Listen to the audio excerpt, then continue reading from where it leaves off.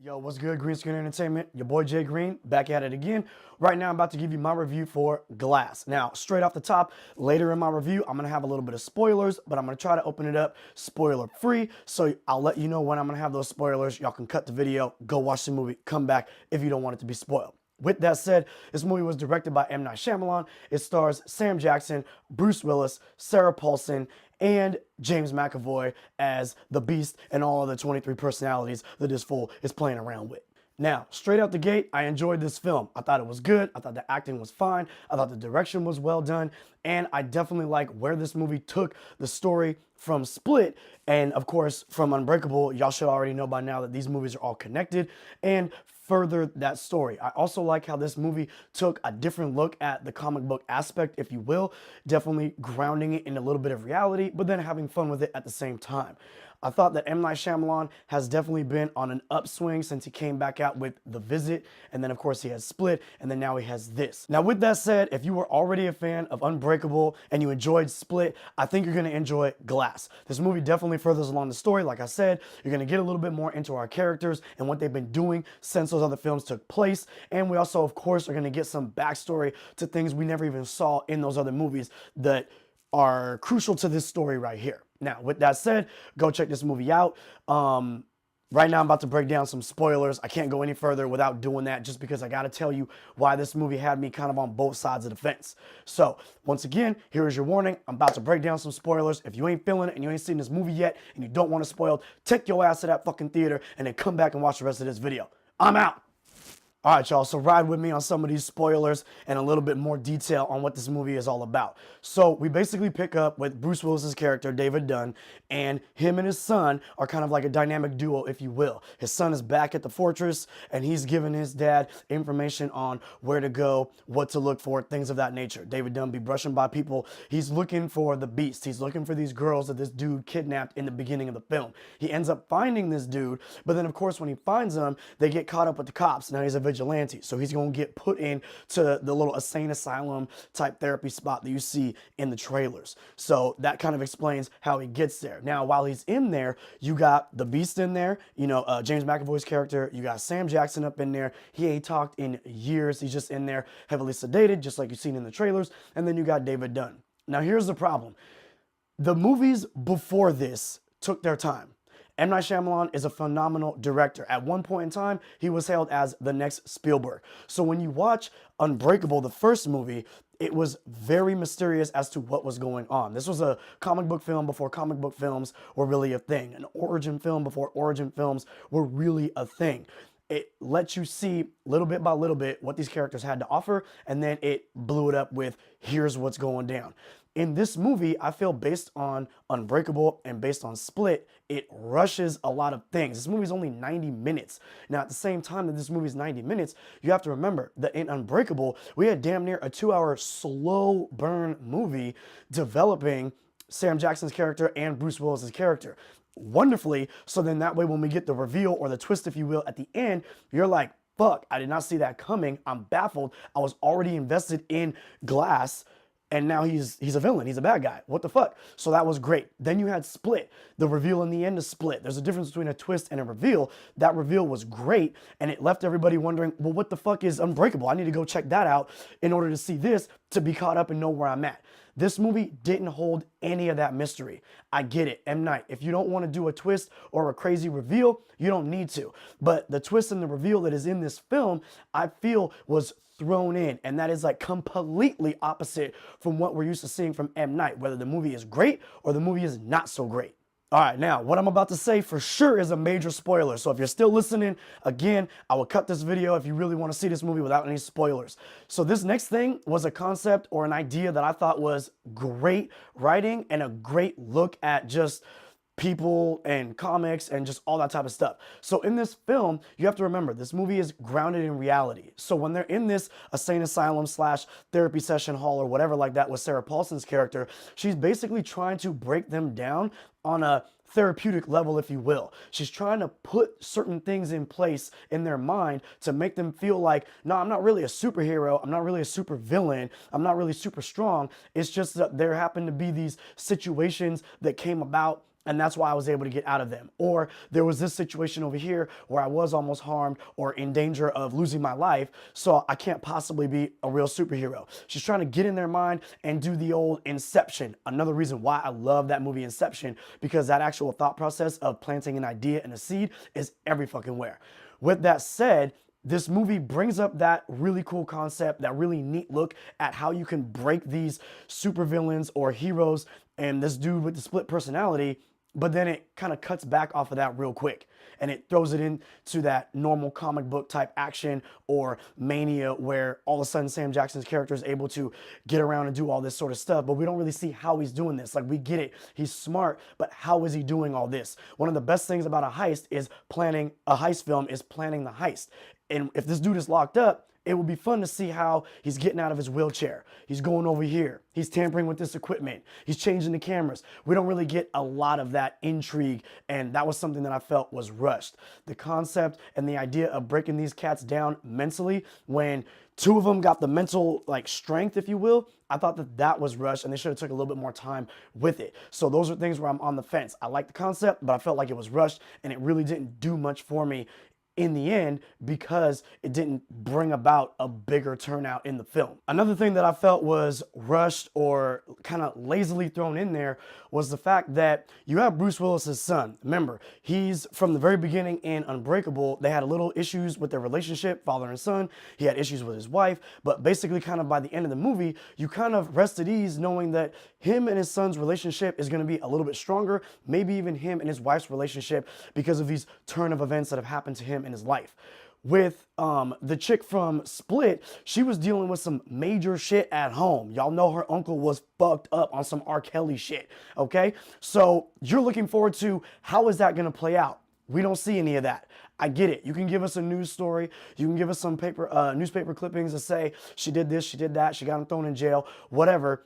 But again, honestly, I kind of was hoping that maybe that's how they would meet up, David Dunn and this character. They would interact because of her uncle. He would find out he was doing some shit, get him in trouble. Regardless, she kind of has the ability to take away James McAvoy's character's ability to switch from personality to personality. So when the Beast is about to come up and maybe beat everybody, or even when the Beast is already out there, she can hold on to the Beast. She can touch the Beast, kind of like Rogue from X-Men. I thought that was cool, that she can calm them down and bring them back into another personality or keep them from changing. That was great.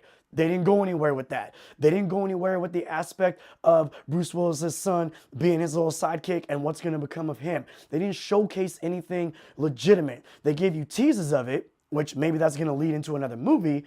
But instead of going and building upon these characters that we've already had, that we're already invested into, at the end of the movie, the twist or the reveal is basically that Sarah Paulson is working for this random organization that hates on superheroes. They go around and try to shut them down, either kill them or convince them that they're not really superheroes. I don't know if I'm feeling that shit. Now, if I'm being honest, do I like the idea of an organization that goes around hating on superheroes, trying to shut them down, convince them that they're not real, and with the power of their mind? Yeah, that sounds cool, but you didn't build enough up into it. This movie does not deserve that type of an ending based on what we've seen throughout the film. There's nothing about Sarah Paulson's character that truly showcases until like the damn end that this is a thing that she's into. Some movies with the best twist, movies with the best reveal, leave breadcrumbs throughout the movie. I've said it before in other reviews. Some movies cheat. This movie cheated. I'm sorry. You gave us nothing whatsoever that says this organization could be a real thing. And even then, even if you did give us something that says this organization can be a real thing, you still need to do right by the characters that we've already seen and the story that you're trying to tell from their perspective. You didn't do that. I don't like that shit. Nah. All right, y'all. Now, I know it seems like I'm hating on this film, but I promise you I did enjoy it. I will probably watch this movie again. But I got two more things I didn't like, okay? Now, M. Night Shyamalan, great writer. Almost hailed as the next Steven Spielberg. Then he kind of fucked up with some movies. In this film, when the major reveal jumps off, look, this is a mad spoiler, y'all. A mad spoiler. If you have not seen this movie and you don't want anything spoiled, then you are a fan of Unbreakable and Split. cut this shit right now. Here it goes. In this film, when the major reveal, not even the fact that Sarah Paulson is working for this organization, fuck that shit. The major reveal in this film is that James McAvoy's character, Kevin, the actual dude, Kevin, his dad was on the train with Bruce Willis in Unbreakable when that shit went off the tracks and blew up. And Bruce Willis was the only survivor. Now we know that Sam Jackson's character planned that train accident. So it's almost as if Sam Jackson's character created Kevin. Created the fact that his mom was going to abuse him. He's going to have some mental issues from all that and have these split personalities, and the Beast would rise up and be a supervillain in regards to strength and whatnot. I'm not mad at that concept. That's really cool. I love how things will go back and forth like that on some Tarantino shit. But the problem is when Tarantino does it and you go back and you're like, oh shit, it was connected the whole time. That shit's legit. In old school movies with M. Night Shyamalan, and they go back and say, oh, fuck, Sixth Sense, he's really dead.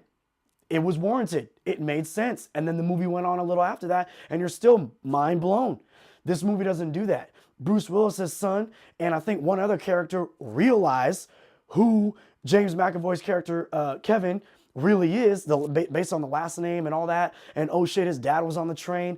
But we're not seeing any of that. We're just seeing their reactions. The reactions in the movie do not warrant, who the fuck cares?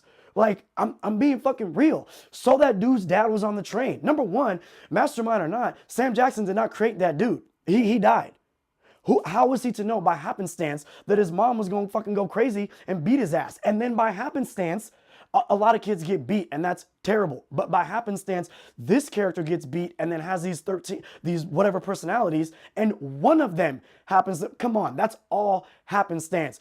I love Sam Jackson. I love M. Night. Look, I like this movie, but don't even try to sit there and tell me that this is him creating it and then all of a sudden no, I'm sorry, no.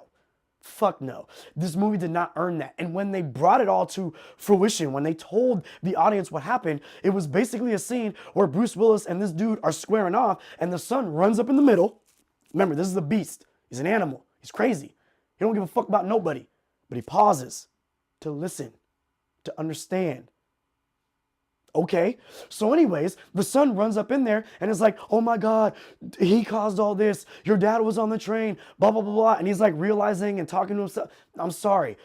Based on the Unbreakable, based on Split, based on the writing quality of an M. Night Shyamalan and directing quality, it was very lazy to me. There could have been a much better way to bring that all out into fruition. There could have been a much better way to lay that all out where it would have had everyone in the audience mind blown. Just like with Split's reveal and just like with Unbreakable's twist at the end. This movie, it was lazy writing in a lot of portions of it. And that was one of the things. Great concept, great thought process, great ideas, but not fully realized, lazily written and thrown into the end of this film to create a bigger buzz, maybe. That's my opinion. Sorry. All right, y'all. I know it really seems like I don't like this film. I get it. But I'm done shitting on it. Like I said, the acting was great. The concepts were great. It's still an entertaining film. It's just that I am a big M. Night Shyamalan fan. I love Bruce Willis. I love Sam Jackson. I love James McAvoy and everything he's been doing. So based on everything that I've seen before this movie, I expected greatness. I expected a full upswing. I expected a furthering of the story that is just like, wow, I can't believe the characters and what they're all going through and what's going to happen. Now, while I was entertained by the film, while I would watch it again, I'll definitely get it on Blu-ray to complete my set. I didn't feel that way at the end of it. It's not a bad movie. It just, to me, it does not have the respect of the other two movies. Not a bad movie. Didn't earn that respect. Still think it's worthy of a trip to the theater, but you got to be your own decider on that one. So I hope I gave you a lot of insight because I tried my best into what this movie is all about, why I didn't particularly like it. You might love it when you see it. You might think I'm full of shit. I have no idea. But I hope I gave you a little bit of insight to what it is, what it's all about. If you enjoyed what you saw here and what you heard here, do your homie a favor because I'm trying to be successful. Give me a like, give me a subscribe. Y'all homie, I'm out.